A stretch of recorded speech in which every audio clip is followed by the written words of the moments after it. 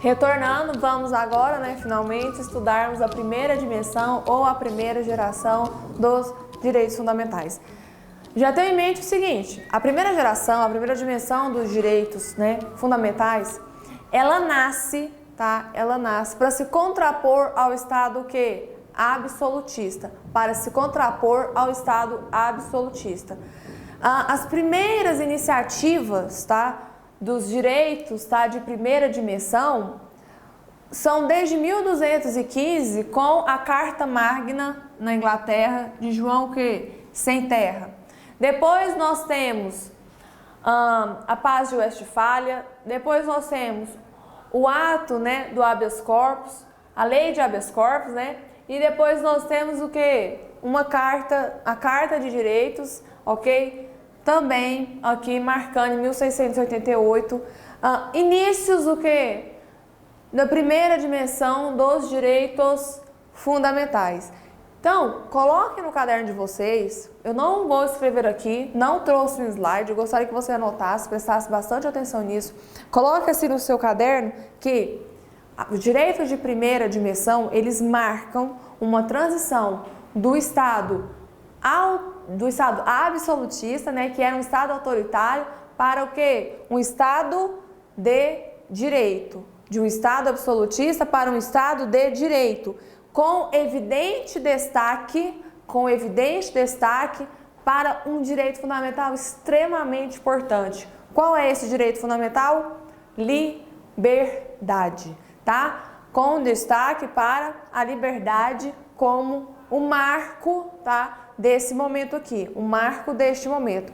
Então, professora, você está falando de 1215, 1648, 1679, não é século XVIII, não é século XVIII, mas o auge aqui, dos direitos de primeira dimensão é justamente a passagem, olha aqui, Revolução Francesa, ó, meu canetão acabou a tinta, acabou, peraí, só um minuto, que eu vou pegar um outro canetão aqui na minha mesinha, ótimo.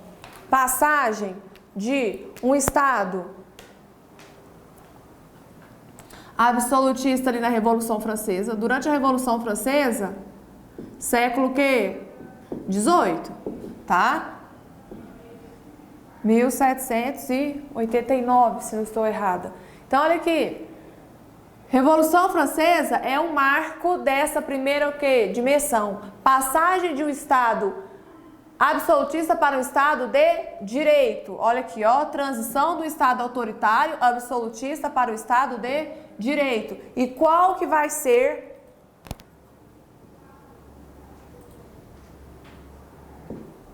o direito principal, o direito chave aqui para nós? Justamente o direito à liberdade, ok? Então, olha aqui, nós falamos de direito à liberdade.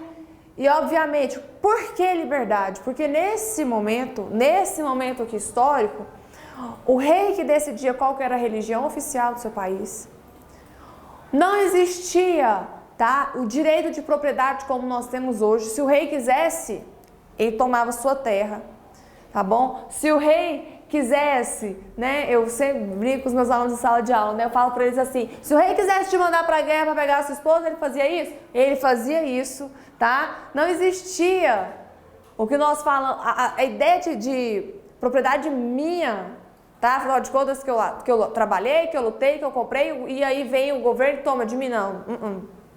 Mas naquele período era assim, Então aqui, o que o povo lutava? Para que o povo lutava? O povo queria liberdade política.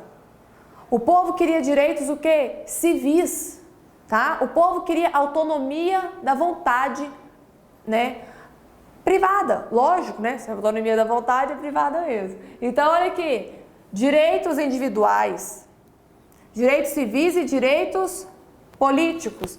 É quando a gente fala de liberdades públicas, ok? De direitos de defesa, liberdades públicas, direito de defesa, ok? Então, continuando, anotem aí no seu caderno. Então, continuando, os direitos de primeira dimensão são aqueles que consagram o quê?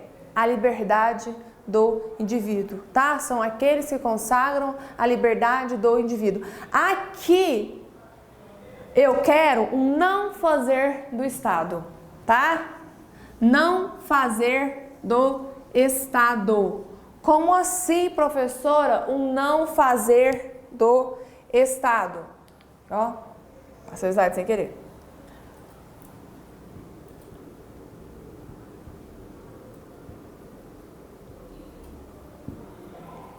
Estado, tá?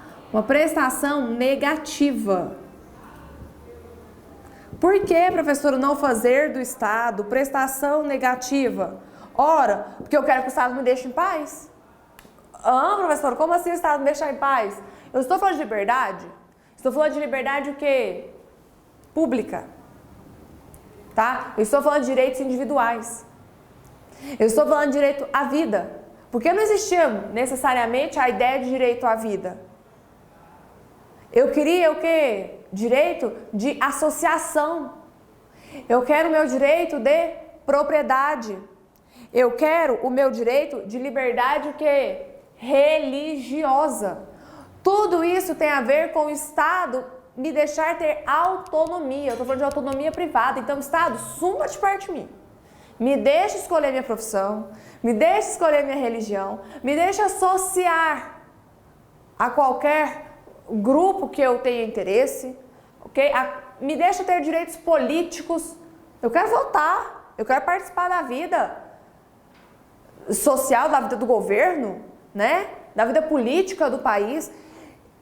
Por isso que os direitos de primeira dimensão são marcados pela liberdade, ok? São marcados pela liberdade. E continuando aqui, ó, os direitos de segunda dimensão, os direitos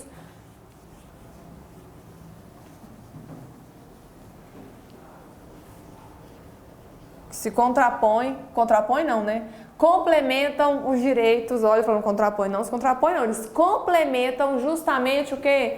Os direitos de segunda dimensão. Vocês vão ver comigo que não tem como eu realmente efetivar os direitos de primeira dimensão sem eles estarem atrelados aos direitos de que? Segunda dimensão.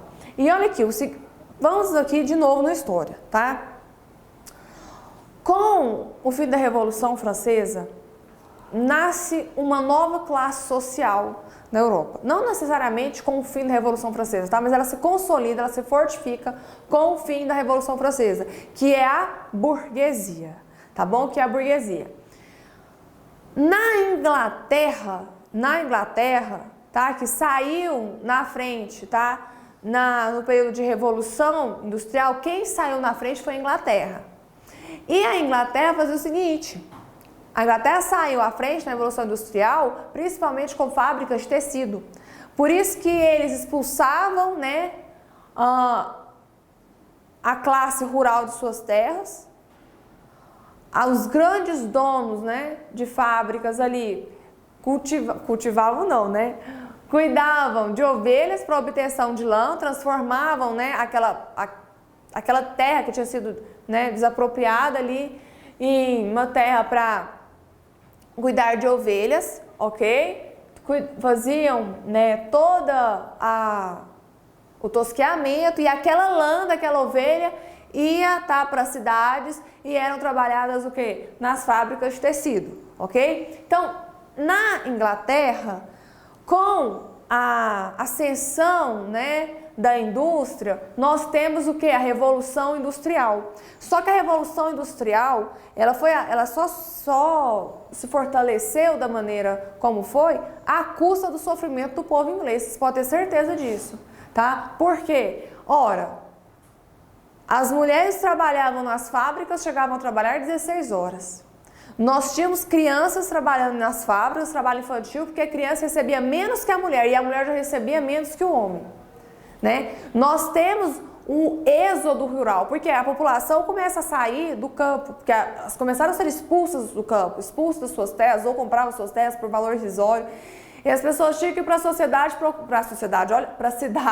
procurar justamente o quê? Emprego. Tinha que ir para a cidade procurar emprego. Onde quer trabalhar? Nas fábricas. E as condições de trabalho nas fábricas eram o quê? péssimas, péssimas. E é para piorar um pouquinho a situação, tá? A cidade também, né, ali dentro da cidade, o governo, né, naquele período, não se preocupava muito com o trabalhador. Então, vocês acham que a gente falava naquele período em aposentadoria, previdência, proteção à maternidade, né, proteção à criança, proibindo o trabalho infantil? Não se falava nisso. E aí, obviamente, muito menos em direitos trabalhistas, né? E aí o povo foi às ruas. O povo foi às ruas e o povo lutou. Aqui, eles não lutavam mais para que o Estado se distanciasse deles, mas sim para que o Estado implementasse o quê? Políticas sociais para melhorar a qualidade de vida do seu povo, né? Aqui nós tínhamos os movimentos que eles quebravam as fábricas, tivemos os movimentos grevistas, ok? E obviamente, vocês vão ver que todos esses direitos, né, essas dimensões de direitos fundamentais, elas vêm da revolução, o quê? Do povo, da luta do povo, ok? E aí, obviamente, né, nós temos como marco aqui dos direitos de segunda, né, dimensão, e aí a gente vai falar já de século XIX, da primeira dimensão, século XVIII, tá? Da segunda dimensão, século XIX, início do século XX. Então, eu vou colocar aqui, ó, século XIX, tá? Século XIX, o marco foi o século XIX. Constituição mexicana, Constituição de Weimar na Alemanha, tá? Constituição mexicana e a Constituição de Weimar na Alemanha, e também temos o Tratado de Versalhes. Aqui nessa segunda dimensão, qual que vai ser o direito fundamental chave? Igualdade, tá? Igualdade, ok? Mas não era aquela igualdade, né? Por exemplo, homens e mulheres são iguais perante a lei. Pronto, homens e mulheres são iguais perante a lei. Não, mas peraí. Será que a mulher, ela é mesmo igual ao homem? Será que ela é? A gente tem que fazer essa reflexão. Ela não é. Então, ela, por exemplo, quando engravida, ela precisa de uma licença, o quê? Maternidade. E, obviamente, essa licença maternidade tem que ser maior que a licença, o quê? Paternidade, porque os primeiros meses de uma criança é essencial, o quê? Ele está próximo da mãe, principalmente pela questão da amamentação, ok? Então, o que acontece aqui nesses direitos, tá? De segunda dimensão? Eu quero igualdade, mas eu quero uma igualdade real. Eu quero uma igualdade real, tá? Tratar os diferentes, tratar os iguais com igualdade, os diferentes com desigualdade, e os diferentes com desigualdade nas medidas das suas o quê? Desigualdades, ok? Na medida das suas desigualdades. É fato. A pessoa que estudou a vida inteira num colégio ruim, será que ela consegue competir igualmente, né, a uma vaga num vestibular de uma universidade federal, da mesma forma que uma pessoa que estudou nos melhores colégios do seu município, do seu estado? Não. Ela não consegue. Então não é igualdade falar que todo mundo pode, todos têm o direito igual de concorrer a uma vaga numa faculdade federal, de uma universidade federal. Não é. Lógico que não é. Isso é fato, isso é claro. Não é? É a mesma coisa que você querer que uma tartaruga vá concorrer numa corrida. Não, vamos melhorar, né? Você quer me colocar eu para concorrer lá numa corrida com o Usain Bolt. Ah, meu filho, é impossível, né? Primeiro porque eu odeio correr. E segundo porque o cara é o quê? O homem mais rápido do mundo, né? Vamos assim dizer. Então, tem igualdade? Você pode falar, não, são duas pessoas, as duas pessoas estão correndo, elas estão em condições de igualdade. Nós não estamos em condições de igualdade. Tá? Então é necessário trazer a igualdade para aquelas pessoas que não conseguem na sociedade conviver tão facilmente do que as pessoas que já têm o quê? Uma vida mais agradável, né? É impossível você falar para mim que o acesso à saúde no Brasil é bom para todo mundo. Não, até para quem tem plano de saúde está difícil. Piorou para quem fica esperando o quê? Atendimento pelo SUS. Ou seja, o direito à saúde está aí, mas será que realmente ele é efetivado de uma maneira igual? Será que é tão bom um hospital custeado pelo Sistema Único de Saúde da mesma forma que o hospital particular? Será que os dois são bons da mesma forma? Pode até ser o corpo médico bom, mas você pode ter uma grande certeza. É mais fácil você ser atendido e tratado num hospital que você está pagando do que você ser tratado e atendido num hospital que pelo SUS, infelizmente, tá? Infelizmente. E neste período aqui, o que o povo lutou, obviamente? Por direitos sociais, por direitos o quê? Econômicos, por direitos o quê? Culturais. O povo queria que o Estado implementasse políticas públicas, é lógico. Quem que vai construir o hospital? É o povo? Somos nós? Não, não é a gente, não. Não é a gente, né? Quem que vai construir escola para a população? Quem que vai implementar políticas e programas o quê? Públicos de saúde, de melhoria da vida da criança, da mulher, do idoso, por melhorias de qualidade, né, no trabalho? Quem? O Estado, tá? O governo. Então, aqui eu já não quero um não fazer do Estado, aqui eu já quero uma ação que positiva do Estado. Aqui nós temos o fazer do Estado.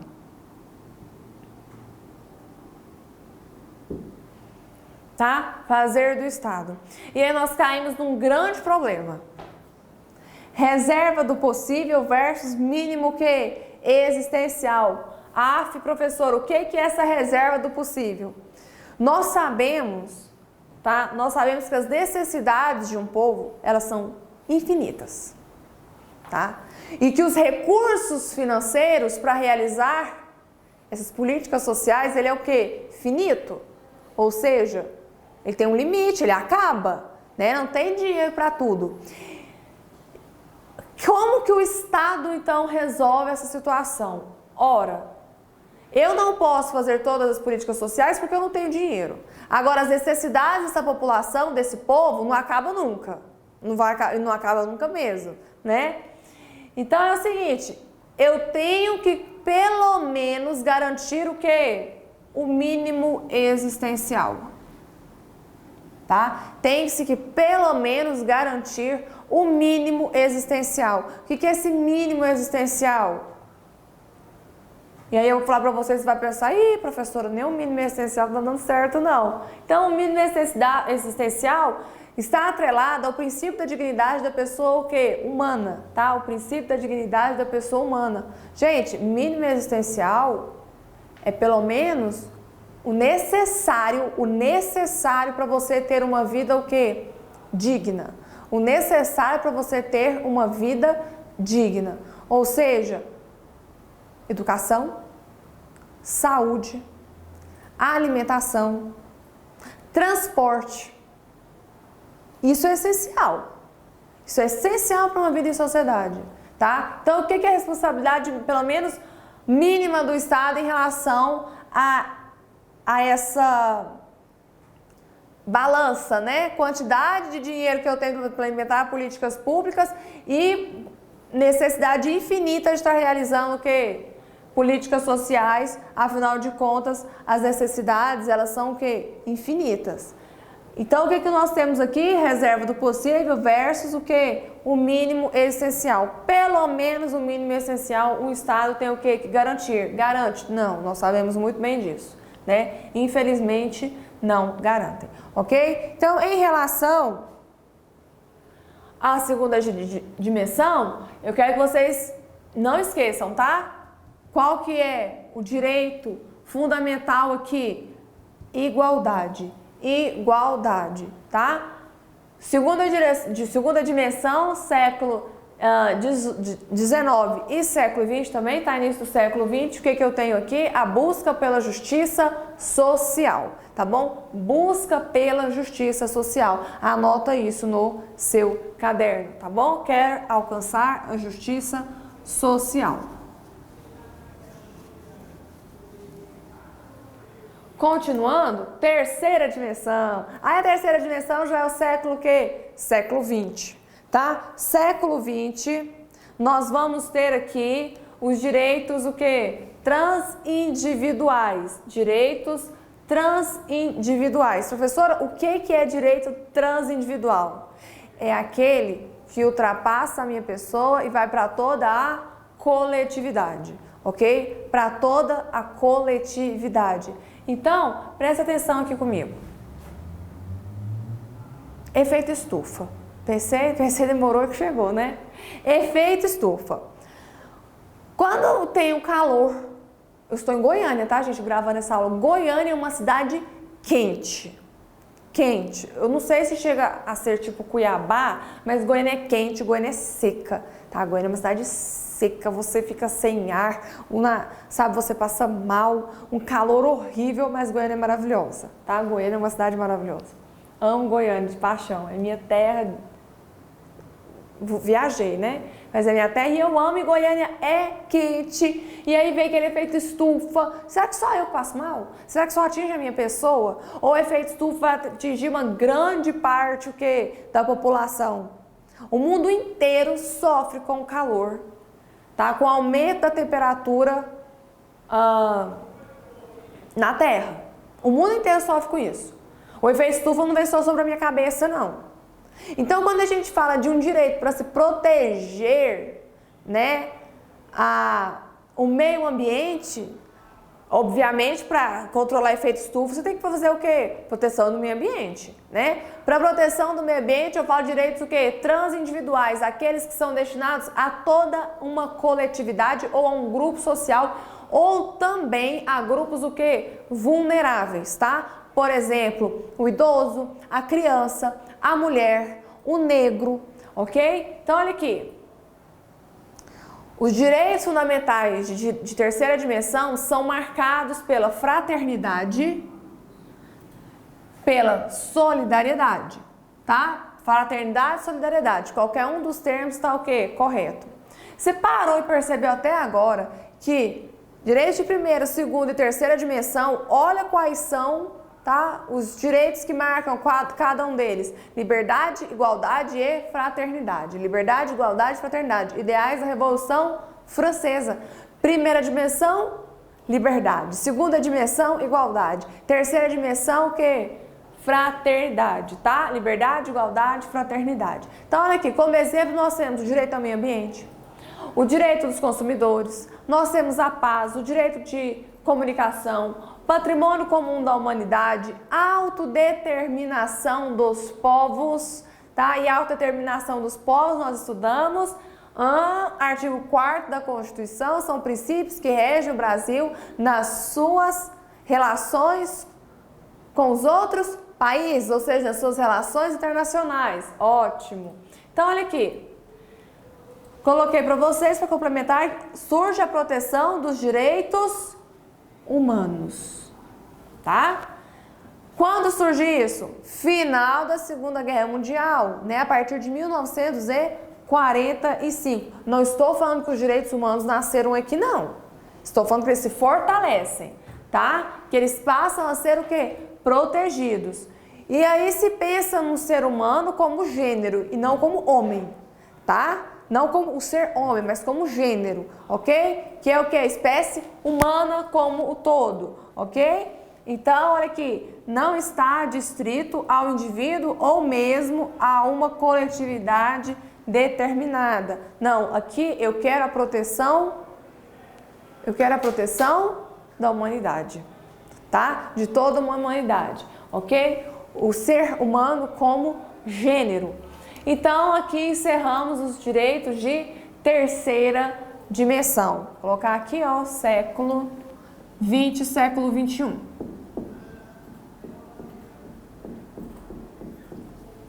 Só para recordarmos. Primeira dimensão, século o quê? 18.